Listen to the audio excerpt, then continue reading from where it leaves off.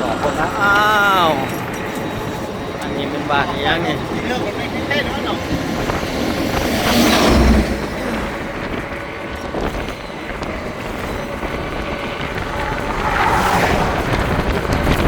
อันนี้เป็นบ้านชื่อคนนั้นเป็นบ้านเนาะมาจอคงซื้อโบโบขึ้นมาที่เมืองกันเอาเงินมาทำกันหลอกไปทำกันนี่แหละขี่รถนี่เห็นแล้วไปเลยบ้านสก้าบ้านสก้าพี่น้องบ้านสก้าเมืองคนห้องคือเก่ายังเล็กจันเด้อมีงานดอกตอนกลับมาไปแวะกินตอนน้ำเราก่อนแกต้องบอกคนงานอะไรก็ได้ทุกอย่างเลยเดินแล้ว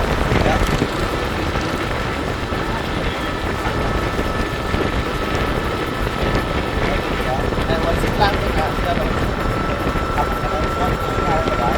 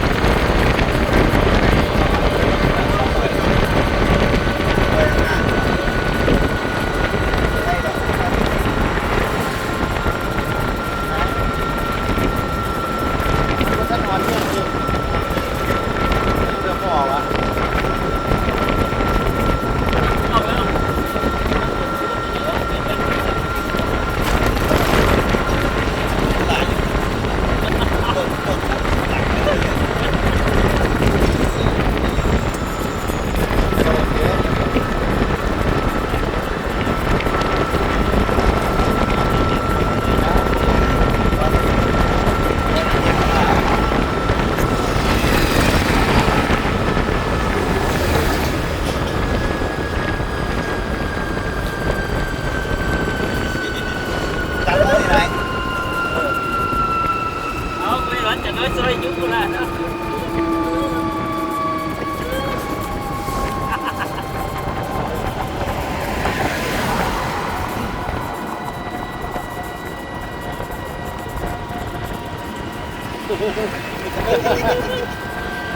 หลอดเฉยเลยเนี่ย อ๋อแล้วนี่ยุ่งเลย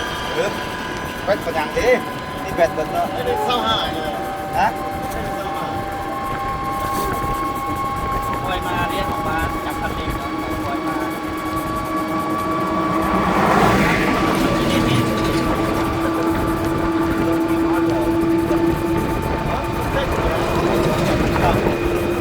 จะหนีไป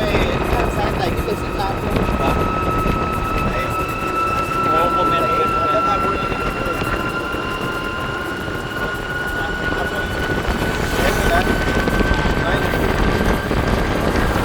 เป็นสัญญา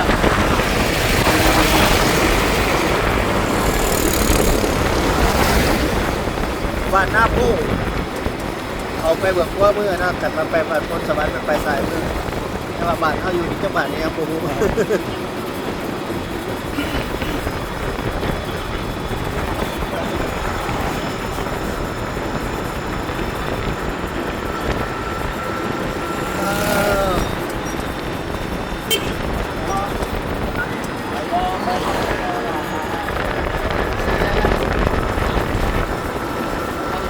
ไปทางโน้น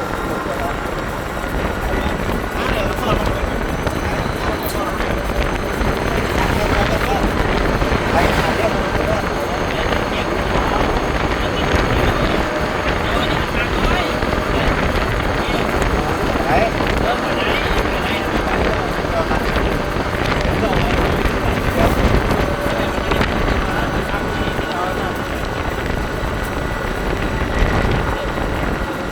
แล้วมันเรื่องเขาเรื่องนั่นเหมือนกัน